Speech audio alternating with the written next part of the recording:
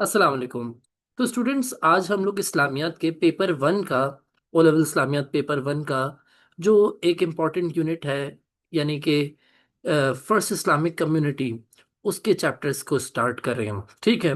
और आज जो हमारा पहला टॉपिक जो मैं आज आप लोगों को पढ़ाने जा रहा हूँ, that is about the 10 blessed companions, अशरा मुबशरा। बेटा, आपको मालूम है कि वैसे तो हुजूर सल्लल्लाहु अलैहि वसल्लम के सारे ही सहाबा कराम इंशाल्लाह जन्नत पे जाएंगे, लेकिन 10 खास ऐसे सहाबी थे जिनको आप सल्लल्लाहु अलैहि वसल्लम ने दुनिया में ही बशारत कर दी थी कि ये तो जन्नती हैं, ये जन्नत में ही जाएंगे। और इनको हम कहते हैं द 10 ब्लेस्ड कंपेनियंस, और अरबी या उर्दू के अंदर हम कहें तो अशरा मुबशरा कहते हैं। अशरा आपको पता है, रमजान के अशरे होते हैं 10, 10 को अशरा कहते हैं। और मुबशरा निकला है बशारत से। बशारत मतलब प्रिडिक्शन, कोई फोरकास्ट करना। तो इनके बारे में प्रिडिक्शन यही थी कि ये लोग जन्नत पे जाएंगे। तो बेटा, इनमें जो हम लोग सबसे पहले कवर करने जा रहे हैं वो हैं हजरत अबू बकर सिद्दीक, हजरत उमर, हजरत उस्मान रजी अल्लाह तआला, हजरत अली रजी अल्लाह तआला। ये चार जो है वो पेपर्स में फ्रीक्वेंटली आते रहे हैं, तभी हम इनके बारे में पहले कवर करने जा रहे हैं। ठीक है जी। तो स्टार्ट करते हैं बेटा अबू बकर सिद्दीक रजी अल्लाह तआला से। बेटा, अगर मैं अबू बकर सिद्दीक रजी अल्लाह तआला की बात करूं तो ये जो थे वो कुरैश के क्लैन से बिलोंग करते थे, सॉरी, कुरैश के ट्राइब से बिलोंग करते थे। और इनका जो क्लैन था वो था बनु तीम। याद रखिएगा, कुरैश एक ट्राइब है, और ट्राइब के अंदर होते हैं क्लैंस। तो इनका ट्राइब था कुरैश, और इनका जो क्लैन था वो बनु तीम था। And he was one of the closest friend of holy prophet सल्लल्लाहु अलैहि वसल्लम। हुजूर सल्लल्लाहु अलैहि वसल्लम के करीब तरीन दोस्त थे। And even before the acceptance of Islam, he was a very good person, and he was a friend of Holy Prophet sallallahu alaihi wasallam, and he never worshipped idol. When Holy Prophet sallallahu alaihi wasallam started his early preaching, he invited, first of all, his family members to Islam. For example, Hazrat Ali, Hazrat Khadija, Hazrat Zaid. They were the family members of Holy Prophet sallallahu alaihi wasallam. अब आप कहेंगे जैद कैसे? जैद तो हुजूर सल्लल्लाहु अलैहि वसल्लम के adopted सन के लिहाज से मैं कह रहा हूँ, ठीक है ना। तो ये एक ही हाउस होल्ड में रहते थे। उसके बाद हुजूर सल्लल्लाहु अलैहि वसल्लम ने जब आउटसाइडर्स को इस्लाम फैलाना शुरू किया, तो अबू बकर सिद्दीक रज़ी अल्लाह ताला अन्हु became the first free male adult to accept Islam. And when Holy Prophet sallallahu alaihi wasallam recalled about his acceptance of Islam, so Holy Prophet sallallahu alaihi wasallam told that whenever he offered Islam to anyone, he would often argue with Holy Prophet sallallahu alaihi wasallam, or trying to enter he would hesitate or often try to enter into arguments. But Abu Bakr was the first one to accept Islam without any hesitation or any argument. As soon as Holy Prophet ﷺ told him about his prophethood and Allah's existence, Hazrat Abu Bakr's only reply was, I testify my faith in your Allah and your prophethood. मैं ईमान लाता हूँ आपके खुदा और आपकी नबूवत के ऊपर।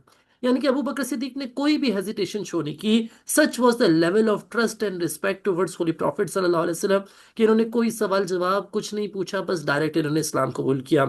This is the importance of Abu Bakr's conversion. However, there are other points as well. For example, Abu Bakr's acceptance of Islam was also important because he invited others to Islam. For example, Hazrat Talha and Hazrat Zubair accepted Islam Hazrat Talha and Hazrat Usman accepted Islam on his invitation. हजरत अला हजरत उस्मान की मैंने मिसाल दी, उसके अलावा भी कुछ सहाबा कराम थे जिन्होंने हजरत अबू बकर सिद्दीक के कहने पर इस्लाम कबूल किया। तो अबू बकर सिद्दीक की कन्वर्जन की इंपॉर्टेंस ये है कि इन्होंने दूसरों को भी इस्लाम की दावत दी, और इन्होंने कई औकात ऐसे थे जहां पर अपनी दौलत को इस्तेमाल किया for the sake of Islam, for the benefit of Islam. For example, there was an early convert whose name was Hazrat Bilal, हजरत बिलाल रजी अल्लाह तआला अन्हु। बेटा, जब हजरत बिलाल रजी अल्लाह तआला ने इस्लाम कबूल किया, तो he was a slave of a person whose name was Umayya bin Khalaf, and Umayya bin Khalaf used to torture him because he accepted Islam. हजरत बिलाल को टॉर्चर करता था। तो at that time Abu Bakr Siddiq रजी अल्लाह तआला ने used his wealth and he bought the freedom of हजरत बिलाल एंड फ्रीड हिम। यानी कि ऐसा नहीं कि उमैया से खरीद के अपना स्लेव बना लिया, नहीं, हजरत बिलाल को इन्होंने आजाद कर दिया। ठीक है। Abu Bakr Siddiq Razilullah was an early convert. So, like all other early converts, he bore all the early persecution. For example, once he got beaten in the attempt of protecting Holy Prophet Sallallahu Alaihi Wasallam.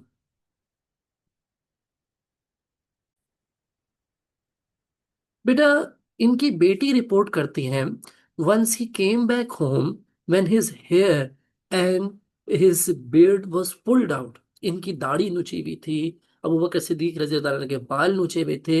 और जब इनसे पूछा गया कि क्या हुआ, तो इन्होंने कहा no nothing, I was just trying to protect Muhammad. तो मोहम्मद सल्लल्लाहु अलैहि वसल्लम को प्रोटेक्ट करने में इनको कई बार मारा भी गया। बेटा, आपको मालूम होगा एक इंसिडेंट जो मैंने आपको अर्ली परसिक्यूशन फेज पर होली प्रॉफिट सल्लल्लाहु अलैहि वसल्लम में भी पढ़ाया था, कि अबू बकर सिद्दीक रज़ी अल्लाह अन्हु was the one who protected Holy profit सल्लल्लाहु अलैहि वसल्लम when Uqba bin Muait tried to strangle him. जब उकबा ने हुजूर का गला दबाने की, गला घोटने की कोशिश की, तो उस टाइम पे Abu Bakr Siddiq was the one who protected him and he said, would you kill someone just because he's changed his religion? So these very words of Abu Bakr Siddiq also became one of the ayats of Holy Quran. Would you kill someone just because he has changed his religion? तो ये incidents है जहां पे मैं बात कर रहा हूं कि अबू बकर सिद्दीक ने भी तमाम तर अर्ली प्रोसिक्यूशंस को बर्दाश्त किया। बेटा, जब हुजूर सल्लल्लाहु अलैहि वसल्लम मेराज की जर्नी पर गए और उससे वापसी लौटे, तो आप सल्लल्लाहु अलैहि वसल्लम ने साहबे का जो कुरैश थे उनको इन्फॉर्म किया कि भाई ऐसी ऐसी जर्नी हुई है और मैं एक रात में पूरी जर्नी करके आया हूँ। But no one believed in. कहते हैं कि ये 1.5 2 महीने की जर्नी आप एक रात में ही करके आ गए, ये तो मुमकिन ही नहीं है।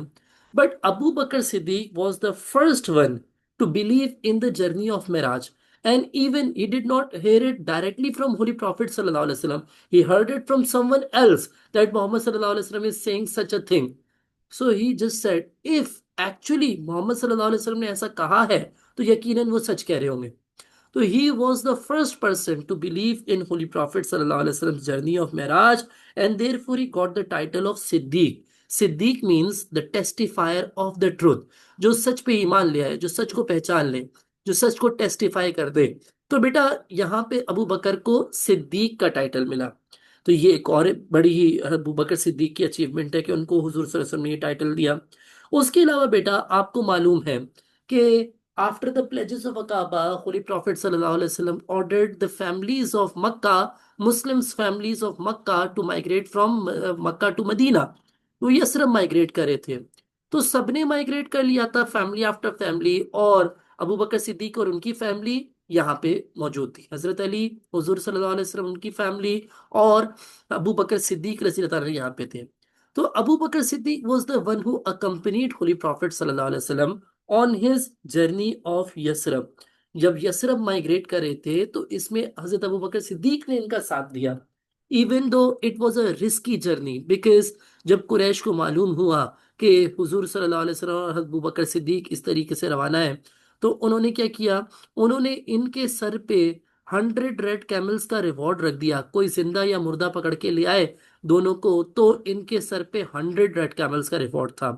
और इसी वजह से बेटा, हुजूर सल्लल्लाहु अलैहि वसल्लम और अबू बकर सिद्दीक ने गार में पनाह ली, और उस गार का नाम क्या था, गारे सौर। ठीक है जी, गारे सौर में पनाह ली।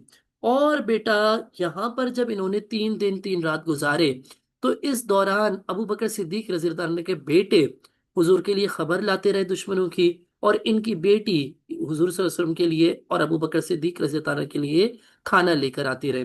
बेटा, इस दौरान, इन 3 दिन के दौरान जो इवेंट्स पेश आए, वो आप मेंशन कर सकते हैं इस आंसर के अंदर। फॉर एग्जाम्पल, जब अबू बकर सिद्दीक गारे सौर के अंदर गए थे, तो उन्होंने देखा यहाँ पे सांप के बिल हैं, तो मुमकिन तौर पे उन्होंने अपना लिबास जितना फाड़ सकते थे फाड़ा, और उन तमाम तर बिलों को बंद कर दिया। और एक बिल जो था वो खाली रह गया, क्योंकि कपड़े भी बेटा सतर को भी ढकना है, तो कितने ही फाड़ेंगे कपड़े। लिहाजा उन्होंने वहां पे अपना पाँव रखा और सो गए, और आप सल्लल्लाहु अलैहि वसल्लम को आप सल्लल्लाहु अलैहि वसल्लम को अपनी गोद में लिटाया। ठीक है बेटा, रात को सांप आया उसी बिल से और अबू बकर सिद्दीक के पाँव पर काट दिया। लेकिन इन्होंने ना शोर मचाया, ना आप सल्लल्लाहु अलैहि वसल्लम को उठाया, ना इन्होंने अपनी टांग हिलाई, क्योंकि आप सल्लल्लाहु अलैहि वसल्लम अपना मुबारक सर रख के उस पर सो रहे थे। तो बेटा, ये इन्होंने दोस्ती की एक बहुत ही आला मिसाल कायम कर दी, कि दोस्त किसी भी हद तक जाता है अपने दोस्त की प्रोटेक्शन के लिए। बेटा, जब हुजूर सल्लल्लाहु अलैहि वसल्लम सुबह उठे तो आप सल्लल्लाहु अलैहि वसल्लम ने अपना मुबारक लुआब लगाया और इनके लिए दुआ फरमाई, और उस लुआब की से अल्लाह सुब्हानहू तआला ने अबू बकर सिद्दीक का जो जहर फैला था उसको शिफा दे दी, यानी कि उसको खत्म कर दिया। ठीक है जी। तो बेटा यहाँ पर अबू बकर सिद्दीक का आप जिक्र कर सकते हैं। बेटा, आपको पता है इन 3 दिन 3 रात की जर्नी के दौरान कुछ कुरैशी थे जो कि गार तक पहुंच भी गए थे, और अबू बकर सिद्दीक या इस टाइम पे घबरा भी गए थे। तो अबू बकर सिद्दीक ने कहा ये तो अब हमें पकड़ के कत्ल कर देंगे। लेकिन हुजूर सल्लल्लाहु अलैहि वसल्लम ने जवाब दिया। आपने फरमाया, O Abu Bakr, how can you be afraid for those two whose companion is Allah. O Abu Bakr, उन दो के बारे में कैसे परेशान हो सकते हो जिसके साथ खुदा है, जिसके साथ तीसरा खुदा है। तो बेटा, ये जो इंसिडेंट है, this became mention in Quran सूरह 9 आयत 40। अल्लाह ताला फरमाते हैं, if you do not aid your leader, Allah is there to aid them. And when the unbelievers drove him out of the city, he had no more than one companion. And he said to his companion, have no fear, for Allah is with us. तो बेटा, ये जो Abu Bakr Siddique का जिक्र है, ये कुरान मजीद के अंदर सूरह 9 आयत 40 के अंदर भी आता है। अबू बकर सिद्दीक का कुरान मजीद के अंदर नाम तो मेंशन नहीं है, लेकिन बेटा इनका जिक्र बहुत सारी जगहों पे आया जाता है, जहां जैसे मैंने आपको यहाँ पे एक मिसाल बता दी। ठीक है। उसके अलावा बेटा, जब इनको मालूम हुआ कि कुरैशियों ने इनका पीछा छोड़ दिया है, तलाश छोड़ दी है, तो ये अपनी जर्नी को दोबारा कंटिन्यू करते हैं और फिर पहुंचते हैं यसरब। यसरब में बेटा हुजूर सल्लल्लाहु अलैहि वसल्लम को सब अपने घर लेके जाना चाहते थे। तो आपने एक न्यूट्रल फैसला किया कि जिधर भी मेरी ऊँटनी रुक गई मैं वहां पे कयाम करूंगा। तो वो ऊँटनी रुक गई खाली प्लॉट पे जाके, जो कि दो ऑर्फन ब्रदर्स से बिलोंग करता था, जिनका नाम सहल और सुहेल था। तो बेटा, अबू बकर सिद्दीक रज़ी अल्लाह ताला ने एक बार फिर अपनी वेल्थ को यूज किया इस्लाम की खातिर, और हुजूर सल्लल्लाहु अलैहि वसल्लम के बिहाफ पर वो जमीन खरीद दी। और बेटा, वहां पर तामीर हुई मस्जिद नबवी। यानी कि मस्जिद नबवी की जो इनिशियल कॉस्ट थी, जब मस्जिद बनानी थी, तो वो जमीन अबू बकर सिद्दीक रज़ी अल्लाह ताला ने खरीद के दी। बेटा, पहली हिजरी के अंदर हुजूर सल्लल्लाहु अलैहि वसल्लम ने पेयर्स बनाए, यानी कि एक मुहाजिर और एक अंसार को भाई बना दिया। As I already told you in life in Medina, जब मैं आपको मवाक़ात मदीना बता रहा था फर्स्ट हिजरी के इवेंट्स में, तो मैंने आपको ये ब्रदरहुड का जिक्र किया था कि एक मुहाजिर को एक अंसार का भाई बना दिया। तो इनका पेयर बनाया गया था खारिज बिन जैद के साथ।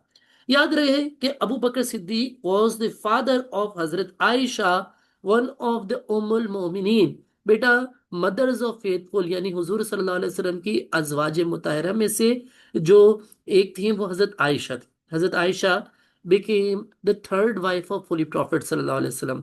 हुजूर की पहली शादी किससे हुई? हजरत खदीजा से, दूसरी हजरत सौदा से, और तीसरी हजरत आयशा रजी अल्लाह तआला से। तो बेटा, इस तरीके से हजरत Abu Bakr Siddique became the father-in-law of Holy Prophet sallallahu alaihi wasallam as well। यानी कि he was a close friend, he was a best sahabi, and साथ में ये बन जाते हैं हुजूर के रिश्तेदार, यानी कि father in law of holy prophet सल्लल्लाहु अलैहि वसल्लम भी बन जाते हैं। बेटा, अबू बकर सिद्दीक ने हुजूर के दौर में जितनी भी बैटल्स हुई तमाम तर बैटल्स में पार्टिसिपेट किया। और जब तबूक का वाकया पेश आया, तो आपको मालूम है कि जब मुसलमानों को खबर मिली थी कि रोमन एम्पायर के एम्परर जो है वो खुद फौज लेकर आ रहा है और उसको सीरिया की बाउंड्री पे दिखा गया है, तो हुजूर सल्लल्लाहु अलैहि वसल्लम ने डोनेशंस की अपील की थी। और अबू बकर सिद्दीक रज़ी अल्लाह तआला के ईमान का ये लेवल था कि उनके पास जो कुछ था उन्होंने सब कुछ डोनेट कर दिया for the sake of Islam. और जब इनसे पूछा गया कि क्या आपने अपने लिए कुछ छोड़ा है, तो इन्होंने कहा कि अल्लाह और उसके रसूल मेरे लिए काफी है। अल्लामा इकबाल बड़ा खूबसूरत शेर लिखते हैं इस पे, फरमाते हैं, परवाने को चराग बुलबुल को फूल बस, मोहम्मद के लिए है खुदा का रसूल बस। तो देखें, जैसे परवाने की जिंदगी क्या होती है कि बस वो चराग से छू जाए और वो उसकी जिंदगी वहीं वक्फ हो जाए। तो अबू बकर सिद्दीक की भी यही ख्वाहिश थी कि बस अल्लाह और रसूल के लिए वो अपनी जान पेश कर दे। और बुलबुल की जिंदगी क्या है कि बस वो फूल के इर्द गिर्द घूमता रहता है और यही उसकी जिंदगी का मकसद है। तो अबू बकर सिद्दीक की जिंदगी का मकसद यही था कि हुजूर सल्लल्लाहु अलैहि वसल्लम के इर्द गिर्द रहे और वो इस्लाम की खातिर अपनी जिंदगी को वक्फ कर दे। और इसकी मिसालें उन्होंने कई बार पेश की, जैसे कि तबुक के मौके पर जब इन्होंने तमाम तर चीजें अपनी डोनेट कर दी। बेटा, इसकी वजह से इन तमाम तर चीजें, ये तो मतलब मैंने आपको कुछ बताई है ना, ये तो बिल्कुल थोड़ा सा समझे कि मैंने एक हाईलाइट भी नहीं दिया आपको जो अबू बकर सिद्दीक ने हुजूर सल्लल्लाहु अलैहि वसल्लम के लिए किया। हमने तो बस ये तो मेन मेन बातें कर दी, क्योंकि हमें तो ओ लेवल इस्लामियात पढ़नी है। लेकिन इनके इतने फेवर्स थे इस्लाम के लिए कि हुजूर सल्लल्लाहु अलैहि वसल्लम ने जब अपना आखिरी खुतबा मुकम्मल किया, बेटा अराफात के मैदान पर जब आस ने अपना आखिरी खुतबा दिया, तो आस ने खुतबा खत्म करके पूछा, ए लोगों, क्या मैंने अपना हक अदा कर दिया है? सबने कहा हाँ। 3 दफा आस ये बात पूछते हैं, और उसके बाद शहादत की उंगली आसमान की तरफ कह के करते हैं, ओ अल्लाह बेयर विटनेस, या अल्लाह गवाह रहना, मैंने सबका हक अदा कर दिया। बट इसके बाद आप वसल्लम फरमाते हैं, I have paid every once debt, मैंने सबका हक अदा कर दिया, but my debt to Abu Bakr will be paid by Allah on the day of judgement.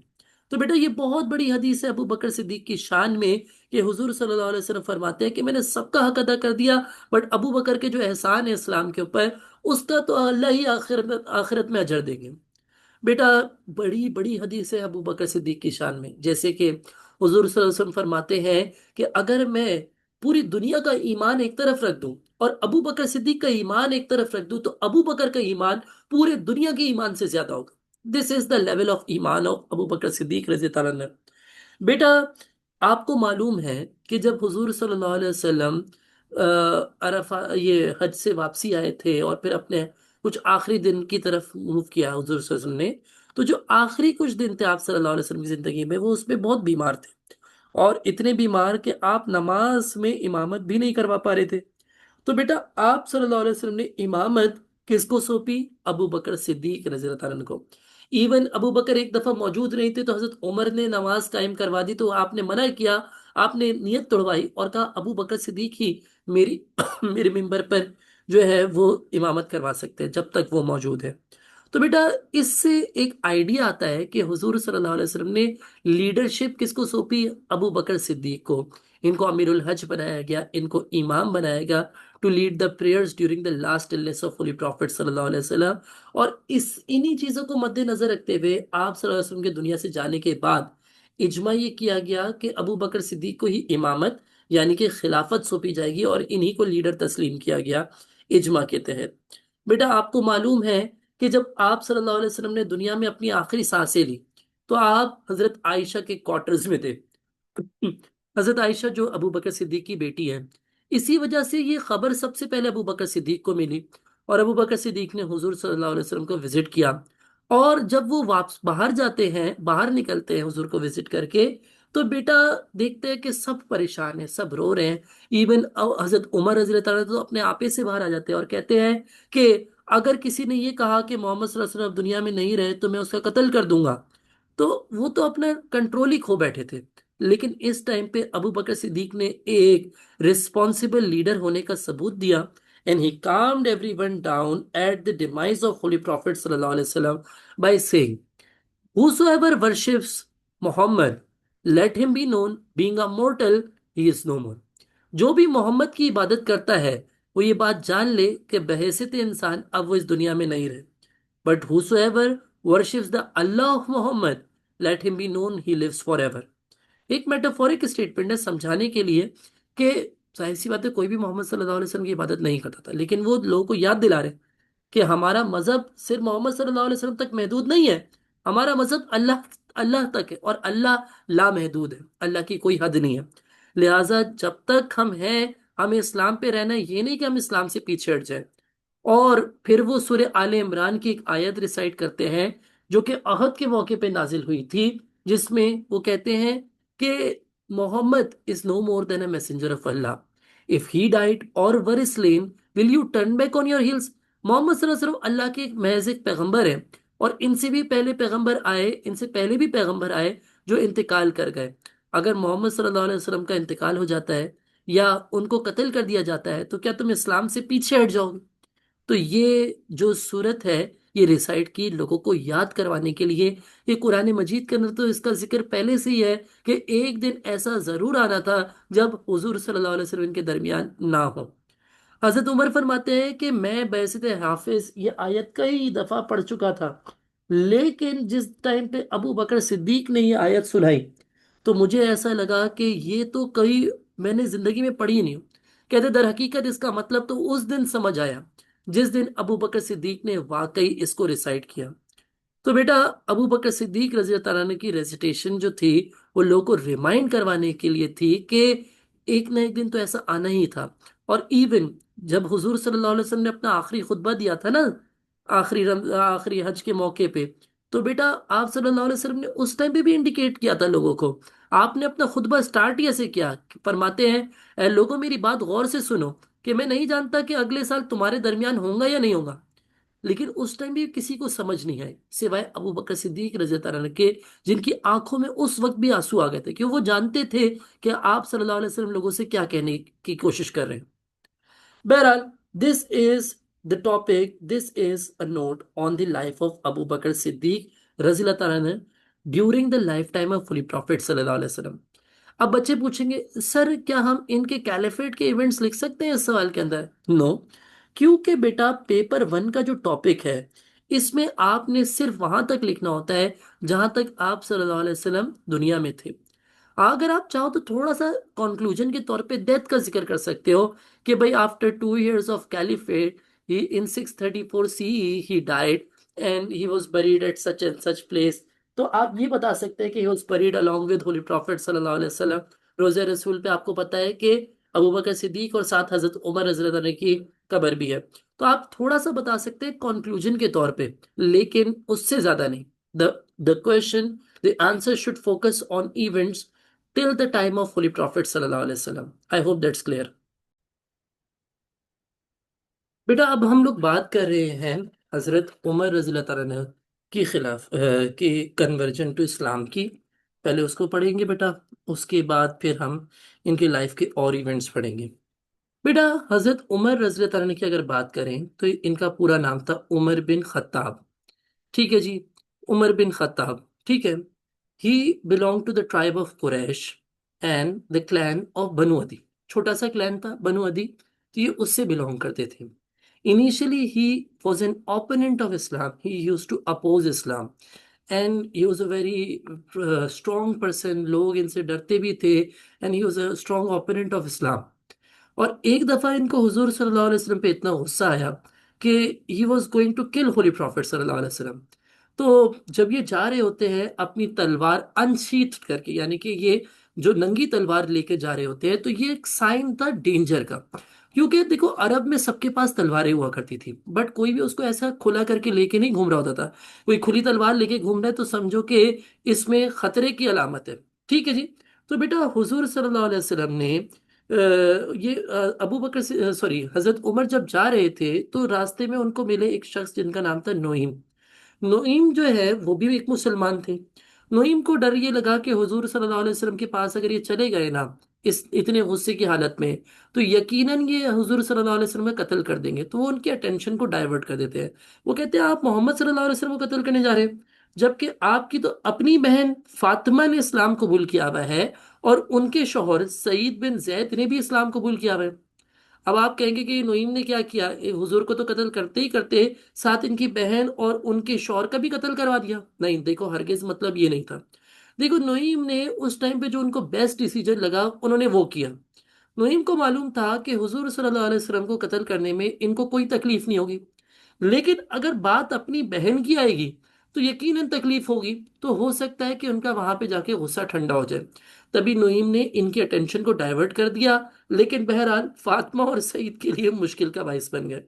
बहरहाल जब हजरत उमर को पता चला कि फातिमा इनकी बहन ने इस्लाम कबूल किया हुआ है, तो वो फौरन से जाते हैं फातिमा और सईद के घर। दोनों ने छुप के इस्लाम कबूल किया हुआ था। तो बेटा जब ये फातिमा और सईद के घर पहुंचते हैं तो यहाँ पर बेटा एक स्लेव कैटेगरी के शख्स थे जिनका नाम था खब्बाब बिन अरत। खब्बाब बिन अरत रज़ी अल्लाह तआला अन्हु यहाँ पे मौजूद थे और फातिमा और सईद को जो कुरान की वही नाजिल हुई थी वो पढ़ा रहे थे, वो समझा रहे थे।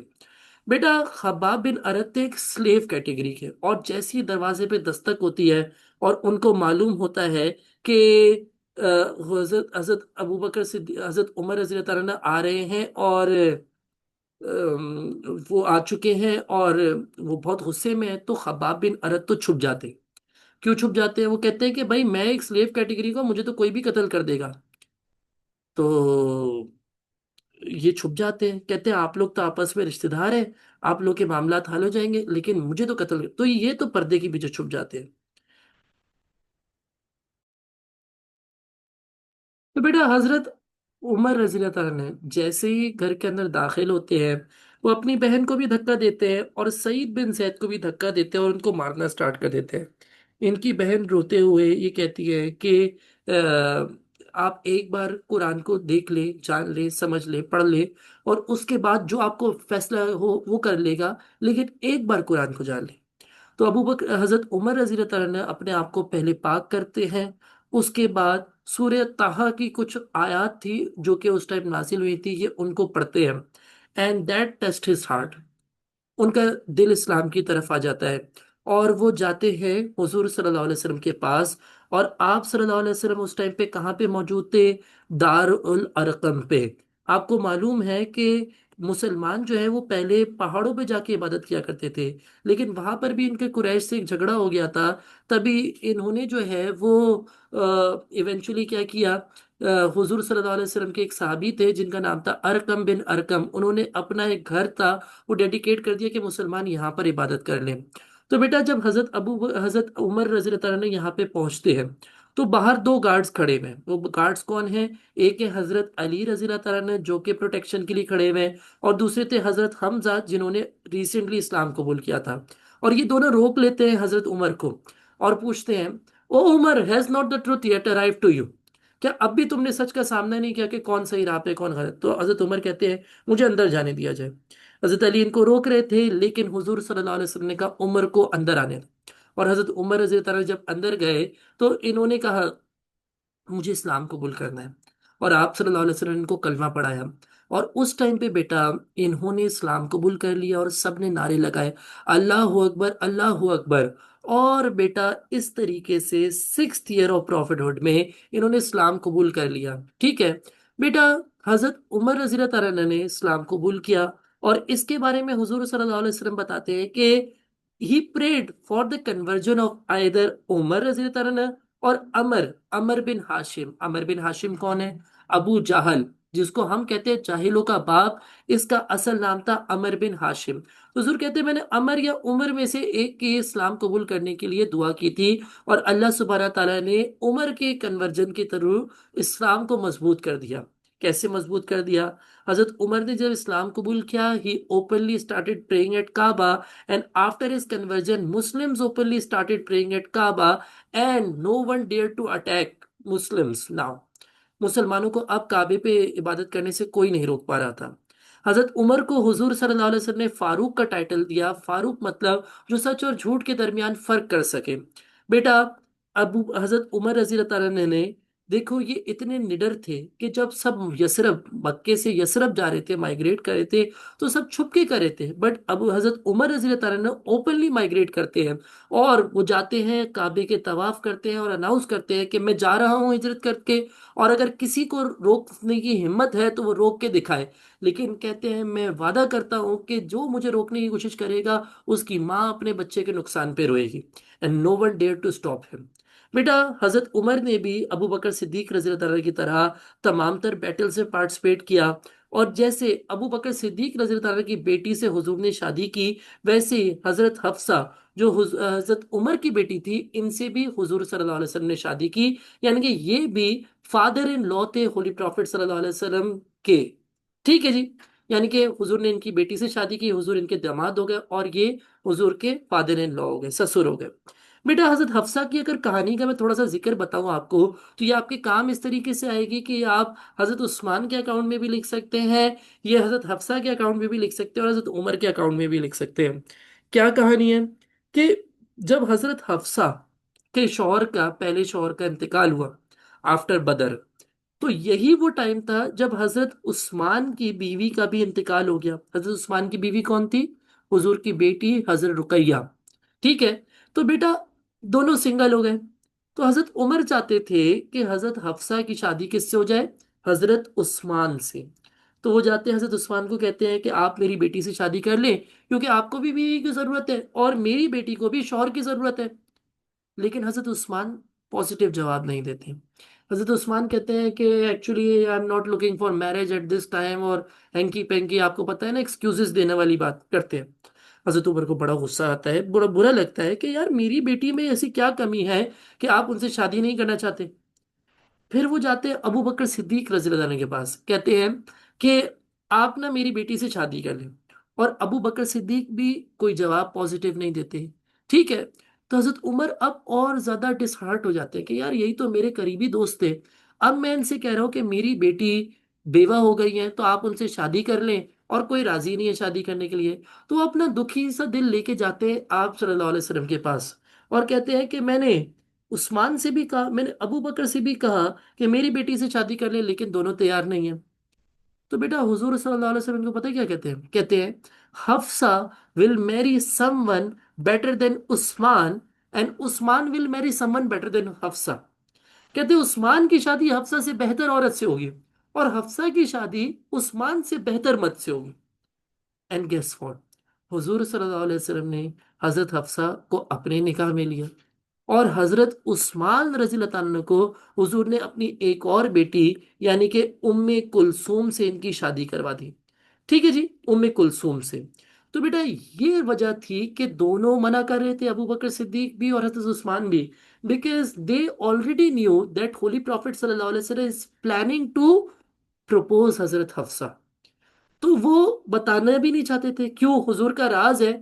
अब वो कैसे बता दे, जब हुजूर सल्लल्लाहु अलैहि वसल्लम चाहेंगे तभी वो बताएंगे, डिस्क्लोज करेंगे अपनी बात को। ये उनके बिहाफ पे कैसे बता दे। और वो हाँ भी नहीं कह सकते क्योंकि नबी सल्लल्लाहु अलैहि वसल्लम ने फैसला कर लिया हज़रत हफ्सा से शादी करने का।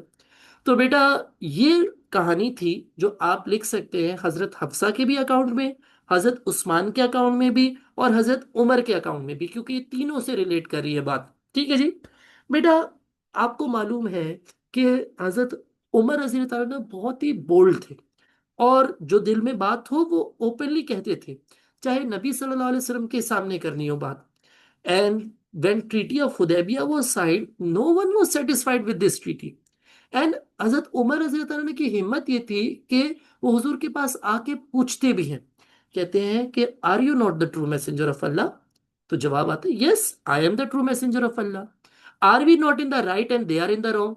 क्या हम सही राह पे नहीं और ये गलत राह पे नहीं है? दुश्मन कुफार जो है, आप सच कहते हैं ऐसा ही। देन वाई शिल वी कॉम्प्रोमाइज, हम क्यों कॉम्प्रोमाइज कर रहे हैं इस ट्रीटी के तहत? तो आप सल्लल्लाहु अलैहि वसल्लम जवाब देते हैं I am the messenger of Allah and I only do what I am command to do, so जो अल्लाह का हुक्म होता है वही। असल में अल्लाह की आयत नाजिल हुई थी ना कुरान की, सूरह 48 आयत 1, इन फतहनका लका फतहम मुबीन, indeed we have granted your manifest victory. तो बेटा यही वजह है कि हजरत उमर रजी अल्लाह तआला ने आयते हुजूर से बात की, जिससे ये साबित हो रहा है कि हजरत उमर और हुजूर का इतना क्लोज बॉन्ड था कि वो हुजूर से आके वो आर्ग्यू भी कर ले, यानी कि वो बात भी करते हैं हुजूर से आके कि भाई ऐसा क्यों हो रहा है, कैसे हो रहा है। तो देखो आप उसी से जिससे आप बड़े क्लोज हो, आप उसी से ओपनली बात करते हैं, यानी हुजूर के और हजरत उमर के दरमियान कितना कम गैप था, आप इस बात से अंदाजा लगा सकते हैं। बहरहाल बेटा ट्रीटी ऑफ हुदैबिया से पहले आपको मालूम है कि हजरत उस्मान रजी अल्लाह तआला को भेजा गया था, और कुरैश से निगोशिएट करने के लिए भेजा था, लेकिन वो 3 दिन तक वापसी नहीं लौटे थे। तो एक अफवाह फैल गई थी कि हजरत उस्मान को शहीद कर दिया गया है। तो बेटा इस टाइम पे हुजूर ने अपने 1400 सहाबियों के से बैत लिया था, जिसको हम कहते हैं बैत रिजवान, कि हम एक के बाद एक अपनी जान कुर्बान कर देंगे लेकिन पीछे नहीं हटेंगे। तो बेटा हजरत उमर भी उस बैत रिजवान में मौजूद थे, ये इनकी शान में आप लिख सकते हैं। और बेटा आप लिख सकते हैं कि जब तबूक का वाकया है, तबूक का वाकया हो, तो हजरत अबू बकर ने तो अपना सब कुछ डोनेट कर दिया था, वो तो बेहतरीन एग्जाम्पल है। लेकिन हजरत उमर ने भी अपनी आधी वेल्थ डोनेट कर दी थी दिस टाइम। फिर आप ये बता सकते हैं कि जितने भी इवेंट्स हुए, like the conquest of Mecca, like हज और फेयरवेल सरमन और तबूक एक्सपेडिशन, इन तमाम तर इवेंट्स में इन्होंने पार्टिसिपेट किया। और फिर आप ये बता सकते हैं कि जो डिमाइज ऑफ होली प्रॉफिट सल्लल्लाहु अलैहि वसल्लम वाला इवेंट मैंने आपको बताया कि Hazrat Umar was the one who lost his consciousness and वो अपना कंट्रोल खो बैठे, और उन्होंने आपे से बाहर आके कहा कि जिसने भी कहा कि मोहम्मद सल्लल्लाहु अलैहि वसल्लम का इंतकाल हो गया मैं उसे कत्ल कर दूंगा, और मोहम्मद सल्लल्लाहु अलैहि वसल्लम हमें छोड़ के नहीं गए। वो जैसे हजरत मूसा अपनी कौम से 40 दिन के लिए लोगों से दूर चले गए थे, हुजूर भी ऐसे टेम्पररी चले गए, वापसी आ जाएंगे। हजरत उमर इतना प्यार करते थे आप सल्लल्लाहु अलैहि वसल्लम से कि उनको समझ ही नहीं आ रहा था कि वो उस टाइम पे कह क्या रहे हैं और कर क्या रहे हैं। और बस ये तो अबू बकर सिद्दीक रज़ी अल्लाह तआला की समझदारी थी कि उन्होंने सबको उस टाइम पे काम डाउन किया और इवन हजरत उमर को उनके कंट्रोल में लाए। तो बेटा इस तरीके से हम लोगों ने अभी फर्स्ट टू कंपेनियंस का जिक्र कर लिया, 10 ब्लेस कंपेनियंस में से।